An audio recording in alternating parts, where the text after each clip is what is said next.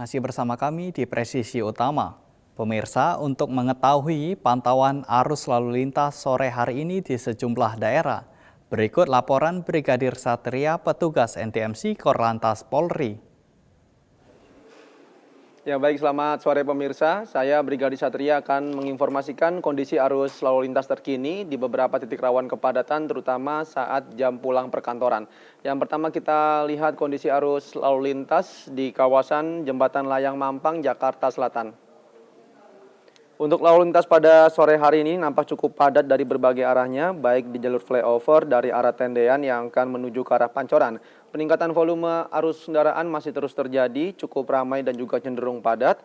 Sementara untuk jalur arteri dari arah Pancoran yang akan menuju ke arah Kuningan pun juga demikian dalam keadaan cukup ramai pada sore hari ini. Untuk di ruas tol dalam kota, dari arah Pancoran yang akan menuju ke arah Kuningan nampak ramai lancar, sementara lain halnya untuk arah sebaliknya dari arah Kuningan atau Selipi yang akan menuju ke arah Pancoran pada ruas tol dalam kota cukup ramai dan juga cenderung padat. Perlambatan kecepatan terjadi di sana bagi Anda para pengguna jalan tol agar tidak menggunakan bahu jalan dikarenakan bahu jalan hanya diperuntukkan untuk keadaan yang darurat. Selanjutnya kita beralih untuk melihat kondisi arus lalu lintas di kawasan Simpang Cempaka Putih, Jakarta Timur. Untuk kendaraan dari arah Cempaka Putih yang akan menuju ke arah Pulau Gadung, Tanjung Priuk maupun Cawang, nampak adanya antrian kendaraan dan juga kepadatan menjelang traffic light, namun selepasnya lalu lintas dapat kembali lancar. Kami ucapkan terima kasih kepada Anda para pengendara yang telah tertib berhenti di belakang garis stop mengingat di sana terdapat hak para penyeberang jalan. Lain halnya untuk arah sebaliknya dari arah Pulau Gadung atau Tanjung Priuk yang akan menuju ke arah Cempaka Putih dalam keadaan kondusif normal pada sore hari ini. Selanjutnya kita keluar dari ibu kota Jakarta untuk melihat kondisi arus lalu lintas di kawasan Pospol Cisanggarung, Cirebon, Jawa Barat. Untuk kendaraan di kedua arahnya nampak kondusif lancar, baik untuk lalu lintas dari arah Cirebon yang akan menuju ke arah Semarang, maupun sebaliknya dalam keadaan cukup normal pada sore hari ini. Namun yang perlu diantisipasi yaitu truk muatan barang yang kerap kali melintas dan juga bis antar kota agar para pengendara dapat tetap menjaga batas kecepatan maksimal serta menjaga jarak aman kendaraan Anda dengan kendaraan lainnya. Dan yang terakhir kita lihat kondisi arus lalu lintas di kawasan Karanganyar, Jawa Tengah. Untuk kendaraan dari arah Solo yang akan menuju ke arah Tawamangu maupun sebaliknya dalam keadaan relatif lancar, namun tetap dihimbau bagi Anda para pengendara agar dapat tetap bersabar serta berhati-hati terhadap adanya perlintasan kereta api di kawasan tersebut dan juga diharapkan dapat tetap mematuhi rambu lalu lintas di sepanjang jalan yang Anda lewati. Ya baik pemirsa, perlu kami informasikan terkait operasi Patuh 2026 yang akan dilaksanakan pada tanggal 8 hingga 21 Juni 2026 mendatang. Kami tegaskan kembali kepada seluruh pengguna jalan bahwa penegakan hukum dalam operasi ini juga difokuskan melalui sistem Electronic Traffic Law Enforcement atau ETLE. Oleh karena itu kami himbau agar tidak melakukan tindakan yang dapat menghambat pembacaan kamera ETLE seperti mencopot plat nomor kendaraan, tidak memasang plat nomor dan juga menutup sebagian plat nomor, serta melakukan modifikasi yang tidak sesuai dengan ketentuan maupun menyamarkan plat nomor dengan stiker maupun cat. Tindakan tersebut tidak hanya melanggar aturan, tetapi juga akan tetap terdeteksi melalui sistem pengawasan dan juga penegakan hukum yang berlaku. Untuk informasi selengkapnya, silakan hubungi call center kami di nomor 1500669 dan juga melalui WhatsApp center kami di nomor 0858 71 500 669. Stop pelanggaran, stop kecelakaan, keselamatan milik kita bersama. Demikian informasi yang dapat disampaikan langsung dari studio NTMC Polri. Semoga bermanfaat, selamat beraktivitas, dan salam presisi.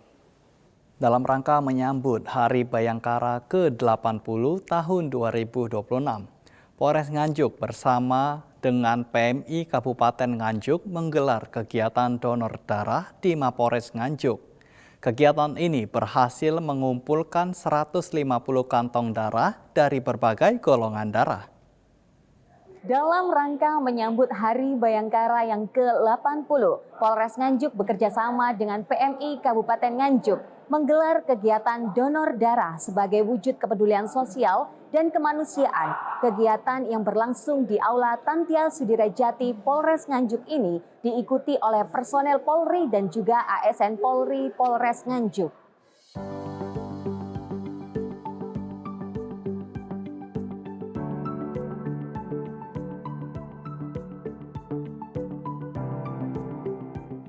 Kegiatan donor darah diikuti oleh anggota Polri dan personel jajaran Polres Nganjuk sebagai wujud kepedulian sosial serta bentuk pengabdian kepada masyarakat. Kapolres Nganjuk AKBP Surya Miftah Irawan menyampaikan bahwa kegiatan ini bertujuan membantu menjaga ketersediaan stok darah di PMI Kabupaten Nganjuk, sekaligus menumbuhkan semangat kemanusiaan dan solidaritas di kalangan personel Polri. Dari hasil kegiatan tersebut, berhasil terkumpul sebanyak 150 kantong darah yang akan disalurkan kepada masyarakat yang membutuhkan melalui PMI Kabupaten Nganjuk. Meski demikian, sejumlah peserta belum dapat mendonorkan darahnya karena tidak memenuhi persyaratan medis saat tahap pemeriksaan awal, seperti kadar hemoglobin dan tekanan darah yang belum sesuai standar.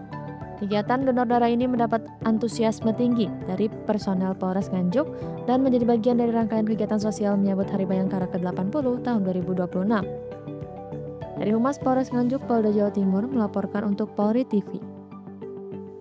Peduli terhadap warga yang tertimpa musibah, personil Polsek Mowila bersama pemerintah desa Rakawuta melaksanakan gotong royong membersihkan sisa kebakaran rumah. Tidak hanya itu, petugas juga menyalurkan bantuan sembako kepada warga terdampak di Kecamatan Mowila. Berikut informasinya untuk Anda.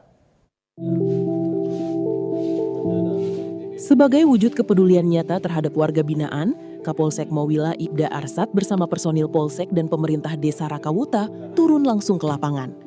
Mereka bahu-membahu membersihkan puing-puing sisa kebakaran rumah milik warga di Desa Rakawuta, Kecamatan Mowila, Kabupaten Konawe Selatan. Selain melakukan gotong royong, Polsek Mowila juga menyalurkan bantuan sosial berupa sembako. Bantuan ini diserahkan untuk meringankan beban bagi warga yang terkena musibah kebakaran. Aksi sosial ini merupakan bentuk hadirnya Polri di tengah masyarakat yang sedang kesulitan. Sinergi antara kepolisian dan pemerintah desa diharapkan dapat mempererat hubungan silaturahmi serta menjaga situasi Kamtipmas tetap kondusif di wilayah hukum Polsek Mowila. Kepolisian mengimbau masyarakat agar waspada dengan potensi yang dapat memicu terjadinya kebakaran, sehingga musibah serupa tidak kembali terulang. Dari Humas Polres Konawe Selatan, Polda Sulawesi Tenggara, melaporkan untuk Polri TV. Pemirsa, Polsek Tapen Polres Bondowoso menggelar kegiatan sosial Jumat Berkah dengan membagikan makanan kepada warga di Masjid Baitur Rahman, Desa Cindogo, Kecamatan Tapen. Kegiatan ini menjadi wujud kepedulian Polri kepada masyarakat.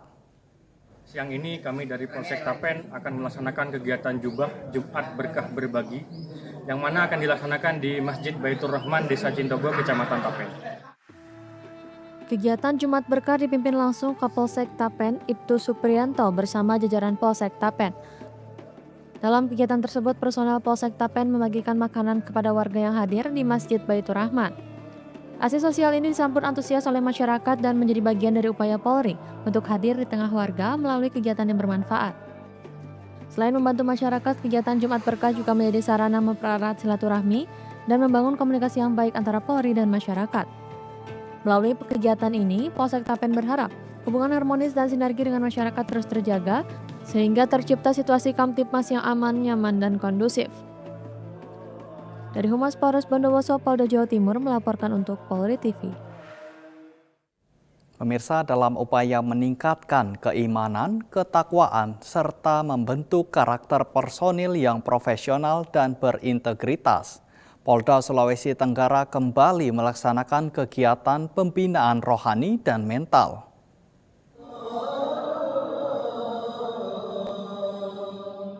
Kegiatan BINRO tersebut diikuti oleh personil Polda Sultra dan berbagai satuan kerja dengan penuh khidmat dan kekhusyukan.